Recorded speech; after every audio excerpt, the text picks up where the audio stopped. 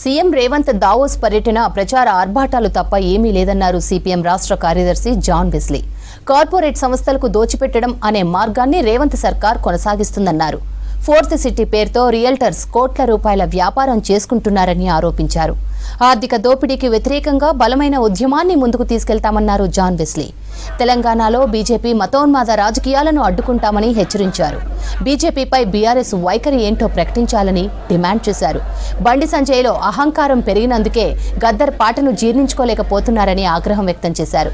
ఇక స్థానిక సంస్థల ఎన్నికల పోటీలో సిపిఎం ఉంటుందని, ఎన్నికలకు సన్నద్ధం అవుతున్నామని చెప్పారు జాన్ వెస్లీ.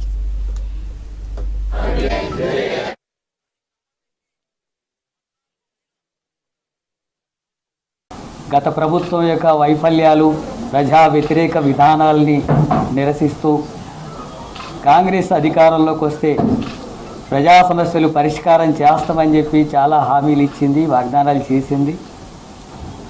ఆ వాగ్దానాలు ఏవి కూడా సరిగ్గా అమలు జరగడం లేదు. రాష్ట్రంలో రైతు భరోసా అమలు జరగడం లేదు.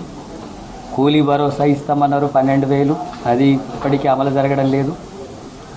ఇందిరమ్మ ఇండ్లకు సంబంధించినటువంటి విషయం కూడా ఇంకా స్పష్టంగా తగినటువంటి విధానాలు రూపొందించి అమలు జరగడానికి కావాల్సిన చర్యలు తీసుకోలేదని ప్రజల్లో వ్యతిరేకతలు వస్తున్నాయి.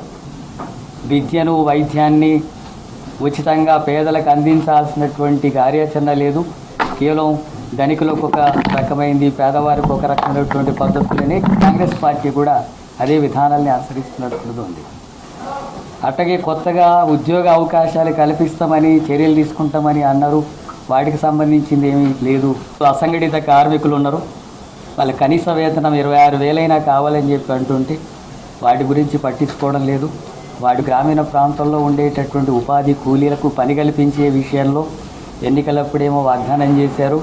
400 రూపాయలు ఇస్తాం రోజుకు, 150 రూపాయలకు 150 రోజులు పని కల్పిస్తామని చెప్పారు. పట్టణ ప్రాంతాల్లో మున్సిపాలిటీస్లో కూడా ఉపాధి కూలీ పని కల్పిస్తామని వాగ్దానం చేశారు. శ్రామిక వర్గాల తరఫున పోరాడేటటువంటి పార్టీ సిపిఎం పార్టీ. ఈ పార్టీ పుట్టిందే, పెరిగిందే, పనిచేసేదే శ్రామిక వర్గాల ప్రయోజనాల కోసం, వాళ్ళ హక్కుల సాధన కోసం.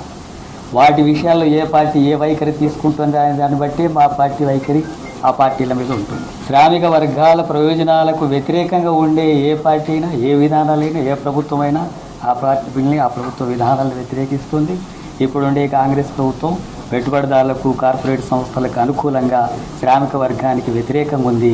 అందుకని ఆ అంశాల మీద శ్రామిక వర్గ ప్రయోజనాల కోసం సిపిఎం పార్టీ మొత్తం రాష్ట్ర వ్యాప్తంగా అలాంటి ఉద్యమాల్ని రాష్ట్ర వ్యాప్తంగా తీవ్రతరం చేస్తాం. ఆ పోరాటంలో